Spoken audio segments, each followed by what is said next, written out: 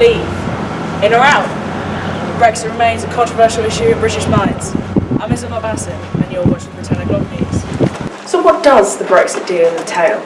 Well, the UK will still have to pay with the EU money until 2020, and will still have to abide by all of the EU's rules and regulations. But it will still be able to trade with the EU, and the pound has gone up significantly, which contrasts the drop the pound initially experienced when Brexit first came in. Leaving EU would cause energy bills to rise by £500 million. The EU is Britain's largest trading partner, occupying 45% of the UK exports and 50% of its imports. I think Brexit is a bad idea for the UK because it's created more problems than it's solved. Like, for immigrants, it'll be harder for people to move in European countries. I think Brexit's bad for the UK because they told us that if we left, then the money that we put into the EU would go into NHS, but it's not going to.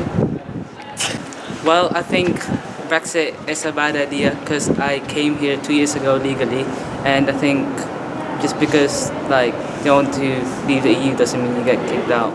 If Britain were to leave, the government would have to decide how to regulate costs for EU students and will cut down the amount of students in UK universities.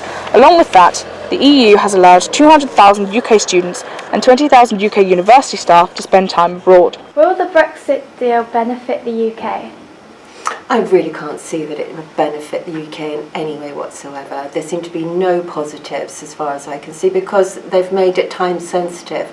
That's like their get out clause. You know, when you think that how much we depend on the EU economically, I think it's really easy to say that we can only be the losers in this case. So although the deal for Brexit is a step forward in British politics, there are some benefits which may not help us in the long run. But depending on your stance for Brexit, whether you think it is positive or negative, one thing's for sure, Brexit is an inevitability in the political landscape of Britain's future.